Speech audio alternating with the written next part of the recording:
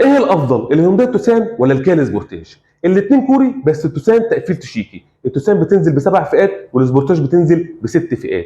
من حيث الحجم والابعاد الخارجيه فالاثنين تقريبا نفس الحجم بالحرف، ومن حيث السعر فالاثنين برضو تقريبا نفس السعر، اللي هو بيبدا من 1,750,000 لحد 2,290,000 جنيه. مساحه الشنطه في التوسان 503 لتر، وفي السبورتاج 591 لتر. وعشان يكبر الشنطه فاكيد بياخد من المساحه الداخليه، فمساحه الشنطه اكبر في السبورتاج بس الحجم الداخلي اكبر في التوسان. الاثنين بينزلوا بنفس الموتور اللي هو 1600 تربو، واللي بيطلع في سكه ال 180 حصان، والاثنين برضو بينزلوا بنفس الفتيس اللي هو 7 نقلات دول كلاتش. بس ما تفهمش ليه مشاكل الفتيس اوضح في التوسان. والاثنين بينزلوا بنفس العفشه اللي هي قدام ماكفيرسون ورا مالتي لينك، والاثنين عليهم فرامل اي بي اس واي بي دي وبريك اسيست وثبات الكتروني. التوسان عليها مساعده السير داخل الحاره، والسبورتاج ما فيهاش اللقطه دي، وما اعتقدش ان دي حاجه مهمه عشان ما حدش بيستخدم الخاصيه دي في مصر اساسا. والاثنين عليهم 6 ايرباج وسقف بانوراما وكاميرات 360. التوسان بتنزل بجنود 18 و19، السبورتاج بتنزل بجنود 17 و18 و19.